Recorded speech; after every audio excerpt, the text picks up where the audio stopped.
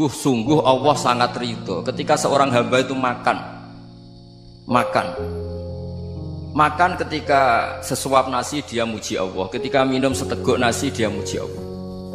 Itu kalau orang diridhoni Allah itu wali betul. Itu untuk jadi wali itu gampang. Kamu makan ridho, kamu ninjak buminya Allah ridho seneng, kamu hidup keseharian aman seneng. Nah ini supaya sampai kita semua ngaji betapa panduan Rasulullah untuk menggapai ridho Allah itu banyak yang keseharian sekali. Saking kesehariannya banyak dalam hadis dan itu sahih. Nabi menyebut hal-hal yang keseharian. Hatta ma tas'alu fi imra'atika, kamu punya uang kemudian istri kamu bisa makan, itu ibadah. Bahkan sebagian ibadah itu dicontohkan Nabi yang akhirnya diprotes sahabat, yaitu wa fi buti ahadikum sedekah, kamu menggauli istri kamu itu ya sedekah. Sampai sahabat bilang, yang benar ya Rasulullah, ayati ahaduna syahwatahu wa huwa lahu ajrun, masa urusan biologis, urusan syahwat kemudian dia dapat pahala. Nabi menjawab, alaysa lawadhu'aha fi haramin akana alaihi wisrun. Bagaimana kalau dia meletakkan ke yang tidak benar, itu kan dosa. Nah, hal-hal seperti ini yang saya ingin teman-teman semua. Saya juga agak ingin ngaji demi Anda, juga agak ingin. Itu dosa sekali ngaji kok. Pesanan kelompok tertentu itu gak boleh. Islam itu untuk semua. Jadi ya cuma karena di depan saya jenengan, ya seakan-akan jenengan korbannya. Itu ada ilmunya dalam usul fikih itu. Jadi orang itu harus ngaji usul fikih. Nama yang disebut, mungkin Mas Sufyan masih ingat zaman ngaji usul fikih. Nama yang disebut itu tidak jaminan sebagai prioritas perintah. Jadi misalnya gini, kebetulan yang di depan Nabi itu Abu Dzar. Nabi ya bilang, ya Abu Dzarin ini uhibbuka misalnya, atau ya Mu'ad ini uhibbuka, atau ya Abu Hurairah ini uhibbuka.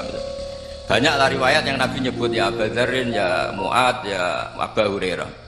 Kemudian misalnya Nabi meneruskan khitab, ini uhibbuka, saya mencintai kamu, fakul dubur sholatin, atau sebagian riwayat disebut fala tada'anna dubura kulli sholatin Allahumma inni ala dzikrika wa syukrika wa husni ibadatik.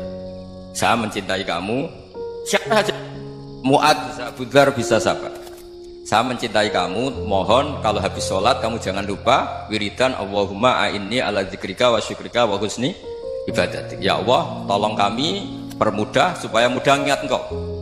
Anda tidak bisa mentang-mentang, wong nama saya Parmin, nama saya Purnomo, itu yang diperintahkan Mu'ad. Jadi yang disebut satu, tapi khitab itu untuk siapa saja.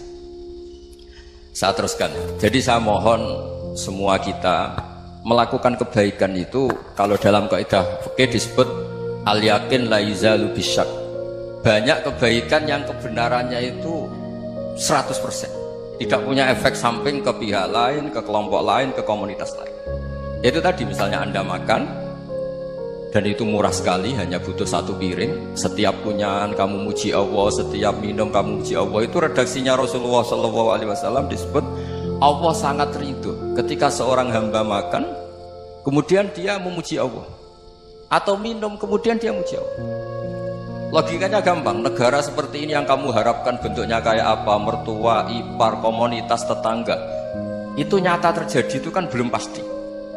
Sementara yang mesti terjadi adalah kamu butuh makan, kalau tidak mati, butuh minum, kalau tidak mati, butuh bumi yang nyaman ditempati, kalau tidak kita juga mati. Sebab itu Allah kalau menyebut nikmatnya itu hal-hal yang keseharian. Alladzi at'amahum min ju'. Allah itu siapa? Allah itu yang menciptakan kamu bisa makan. Tidak berlebihan, Allah itu yang menciptakan kondisi sosial itu ideal. Zaman Nabi itu ya ada orang munafik. Orang-orang pilihan Allah itu juga diuji orang sekelilingnya yang macam-macam. Semua diuji sesuai konteks zaman dan waktu.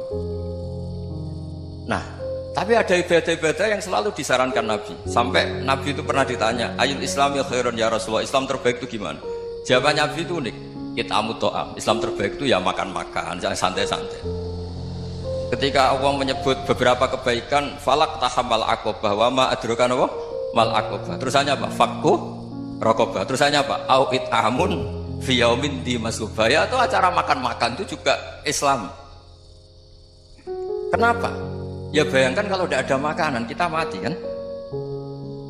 Kondisi sosial tidak ideal tuh Anda masih gak apa-apa, tapi kalau Anda tidak makan, Anda tidak minum, Kamu punya istri cerewet masih bisa hidup, punya mertua cerewet masih bisa hidup. Tapi kalau tidak makan bisa mati. Berarti penting mana istri sama makan? Penting mana? Makan. Semoga istri Anda dengar. Nanti kamu disuruh makan tapi pulang deh. Itu kalau dibahasakan makan masih memahami. Penting mana nasi satu piring dengan istri? Nggak ada nasi mati, nggak ada istri belum mati. Penting mana? Gak berani jawab kan? Nah, ternyata Anda ada garang kan di depan istri.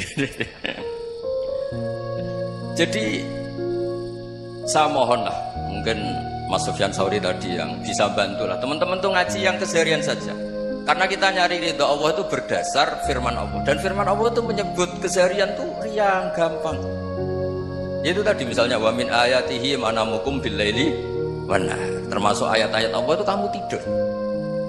Maka dulu itu ada guyonan, ada tokoh Mu'tazilah, kelompok dalam Islam yang berpikir manusia itu bisa menentukan ikhtiarnya sendiri. Karena saya bisa duduk, ingin berdiri. Karena kelompok ini gak terima kalau semua kehendak Allah, nanti bagaimana kalau semua kehendak Allah kok ada hisab ya, ada sanksi. Lucunya itu dia akhirnya, ini cerita ya, mencintai seorang perempuan cantik sekali. Dan itu dia menjadi ahli sunnah itu oleh hal-hal yang sepele. Karena istrinya cantik, ya namanya suami istri hubungan intim. Terus ditanya, Mas masih ingin lagi? Masih. Silahkan diulang lagi. Wah ya tidak bisa. Katanya manusia bisa menentukan yang diinginkan. Itu tobat itu. Itu nggak bisa ditobatkan Mas Sufyan Ats-Tsauri. Orang cantik yang mudah nobatkan orang itu orang cantik. Segampang itu. Akhirnya kita tahu, makanya kalau dalam kitab Hikam itu disebut al-aqil mayakul madza yaf'alu wa hubi wal ghafil mayakul madza af'al. Orang yang punya akal karena sadar ini wilayah Allah, semua milik Tuhan, itu dia tiap hari berpikir besok Allah akan melakukan apa terhadap dunia ini. Kamu merencanakan sesuatu mau plesir ternyata gempa, mau wisata ke Rusia ternyata perang. Kamu tidak pernah tahu apa yang akan terjadi besok. Wa ma tadri nafsum madza taksibu ghadan. Tapi anda semua kita ini sering punya jadwal permanen. Makanya saya kalau diundang siapa saja bisa netek. Yang jelas Gus ini acara penting. Ya masih acara penting nak pangeran ngersakno piye? Kok ape dadi pangeran? Kamu kok mau jadi Tuhan? Itu kadang ya kiai. Penting Gus acara ini jenengan harus memastikan bisa. Loh, kamu itu yang ngajarin tauhid, sesuatu itu biadillah kok bilang-bilang apa pasti. Kalau saya terus tak tobatkan kamu kata saya itu. Ya kalau gitu Gus bilang insyaallah. Wah itu hati saya, fisik saya, roh saya sudah bilang insya Allah. Tidak usah kamu latih kata saya. Nah hal-hal tauhid keseharian itu gampang sebetulnya. Wal ghafil yaqulu madza af'al. Tapi orang yang lupa Allah dia setiap hari bilang besok apa, kita bisa melakukan apa. Seakan-akan dia itu aktor, dia penting, dia subjek permanen dia. Padahal kita ini hanya objek kehendak Allah Subhanahu wa taala. Karena kita yakin sesuatu yang terjadi di alam raya ini kita tidak bisa apa-apa. Makanya saya sering ngaji, sering bilang saya, ketika Anda mensifati Allah, dia yang menghidupkan, sudah itu tanamkan sehingga ketika kita mati santai saja. Kenapa santai?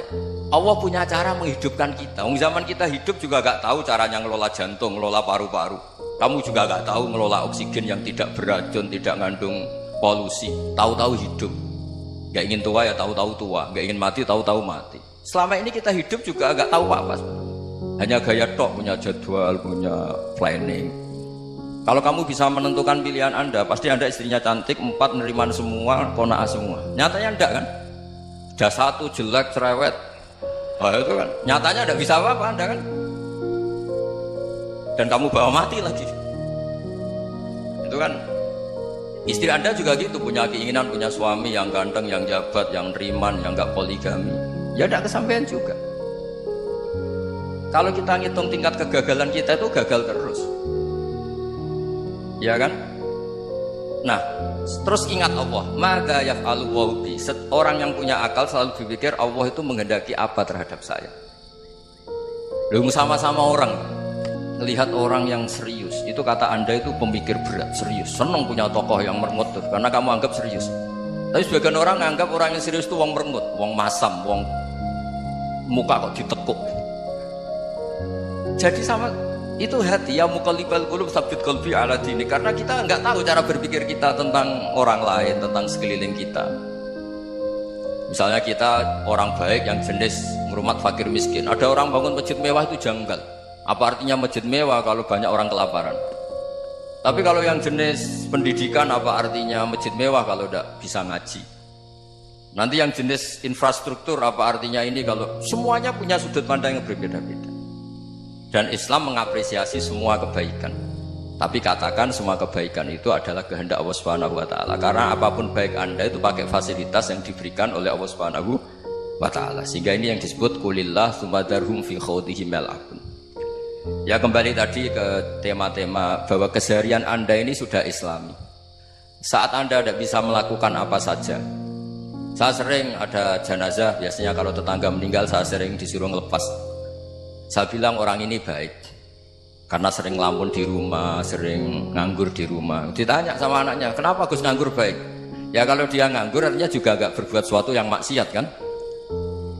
Ya kan, orang nganggur di rumahnya ya tidak bunuh orang, tidak maling, tidak korupsi, ya namanya nganggur di rumah.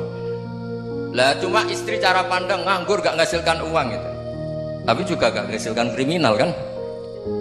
Jadi sebenarnya Islam itu cara, makanya kalau sampai ngaji usul fikih itu ada kitab usul fikih namanya Lubul Usul, itu terkenal sekali di pesantren itu. Itu kalau ngapresiasi keseharian itu luar biasa. Itsma min mubahin illa wa yatahaqququ bihi tarku haramimma. Karena keseharian yang mubah saat Anda lakukan itu ada kehebatan yang luar biasa, yaitu meninggalkan haram. Makanya dulu banyak orang-orang alim ketemu temannya itu guyon sampai semalaman. Itu biasanya yang semangat Islam itu kiai kok ndak tahajud, kiai kok ndak witir. Orang yang sedang mapan uangnya banyak, malam itu tidak kelayaban itu sudah luar biasa. Melawan nafsu supaya tidak maksiat itu sudah luar biasa. Supaya lupa guyon sama temannya semalaman sampai subuh. Gejolak-gejolokan mengenang zaman miskin, zaman kuliah gak jelas, zaman apa. Melihatnya jangan tarkut tahajud. Seperti ini meninggalkan tahajud, tapi meninggalkannya ini talkul muharramat. Jadi kayak apa hebatnya? Sehingga Imam Ghazali punya riwayat yang agak unik. Hatta takuna ibadatu akhiri hadil ummah iku an-naum. Sehingga suatu saat ibadah terbaik umat ini itu tidur. Itu kan riwayat kontroversi. Ketika Imam Ghazali tanya, kenapa iya? Kenapa kamu mulai keluar dari rumah itu sudah banyak maksiat, melihat perempuan yang enggak mahram, melihat fenomena. Tapi kalau kamu tidur itu enggak melihat apa-apa. Tapi juga kamu jangan nganggap tidur itu ibadah betul. Saatnya melakukan fardu ain malah masih tidur. Tapi itu sudut pandang yang menjadikan kita Islam itu gampang. Jadi saat Anda tidak bisa aktivitas apa-apa, misalnya ada beberapa orang yang lumpuh. Lumpuh itu memang nggak bisa Jumatan, nggak bisa ibadah, tapi dia juga nggak bisa maksiat. Tidur itu memang Anda saat itu tidak bisa tahajud, tidak bisa witir, tapi saat itu ada zina, ada maling, tidak gosipkan orang, tidak bully orang, tidak menanamkan kebencian, tidak hasud. Sehingga tidur menurut Allah Ta'ala wa min ayatihi manamukum billaili apa? Wan-nahar. Karena di tidur itu selain ada unsur istirahat, jaga kestamina, juga ada unsur meninggalkan beberapa keburukan. Nah saya mohon ibadah yang keseharian ini kita jaga. Supaya kita semua baca ayat itu fasih. Fasih itu tertanam di hati. Allah itu siapa? Alladzi at'amahum min ju'i wa amanahum min khauf. Dan Allah kalau cerita di Quran itu anna subbabnal ma'a subba thumma syaqqaqnal ardha wa syaqqa fa'ambatna fiha habba wa inaba wa qadba wa zaituna wa nakhla wa hadaika hulba. Kamu tahu saya ini siapa, kata Allah? Saya ini adalah Tuhan yang menurunkan air, kemudian ada tanaman banyak, habba wa inaba wa qadba, ada zaitun, ada tin, kalau orang Jawa mungkin ada tela, ada padi, ada mangga, ada pisang. Sudah. Wa inaba wa zaituna wa nakhla wa hadaika hulba, ada perkebunan yang lebat. Tujuannya apa? Mata Allahum, silahkan kamu pakai, kamu nikmati. Tapi karena kadang kita ini punya ide-ide besar. Tadi untuk syukur saja nunggu punya istri riman, rumah baik, tetangga baik, komunitas baik, semuanya baik baru syukur. Lama-lama nanti ada di surga, syukurnya nunggu surga paling kelas A. Itu sudah ada yang menghuni Rasulullah, kamu nggak boleh di situ. Masa untuk syukur saja? Repotnya Masya Allah. Jadi mohonlah Quran yang kalau Anda hafalkan juz amma itu kan ada ayat-ayat yang kayak tadi. Ya, fal yanzuril insanu ila ta'ami. Coba lihat. Apa yang kamu makan itu? Dari mana? Dan untuk mempertahankan hidup kamu keseharian. Jadi jangan kira ibadah itu harus membentuk komunitas yang versi Anda. Ibadah itu harus yang hal yang mulu-mulu. Kesehariannya Anda alami. Loh, ini saya tidak bikin-bikin. Saya ngaji bukan karena berdasar pesanan. Itu ayat yang saya baca kan betul ada ayatnya kan. Fal yang duril insanu ila to'ami anna soba penal ma'a soba thumma syaqaqnal ardo syaqqa fa'ambasna fiha habba wa inabau wa qadba wa zaitunaw wa nakhla wa hada'iqa khulba. Tulisannya apa? Mata'al lakum, silakan kamu nikmati. Mata itu silakan kamu nikmati. Ya kayak sampai dikasih hidangan ya makan. Ya sudah makan. Habis makan ya minum. Habis itu ngantuk ya tidur. Ya sudah normal-normal saja. Kayak apa indahnya Islam. Tapi Anda mencari Islam yang gimana lagi? Nah itu yang diajarkan guru-guru kita, diajarkan sanad kita sampai Wali Songo, sampai Rasulullah SAW. Bahwa pada akhirnya ada jihad, ada perang. Itu dulu memang perang, bukan membunuh, beda. Dulu kita dijajah Belanda ya perang, dan itu normal karena kita dijajah. Jadi ketika orang lain ingin baik sama kita, wa in ahadum minal musyrikin astajaruka ya fajiru hatta yasma'a kalam Allah. Kalau mereka ingin baik ya kita baik. Makanya ada istilah musta'man, mu'ahad. Kalau mereka ingin damai, berdampingan dengan kemajmukan ya itu yang lebih baik. Karena memang Islam menghormati proses perdamaian. Wa in janahu lis-salmi ya fajnah lah. Kalau ingin damai ya kita harus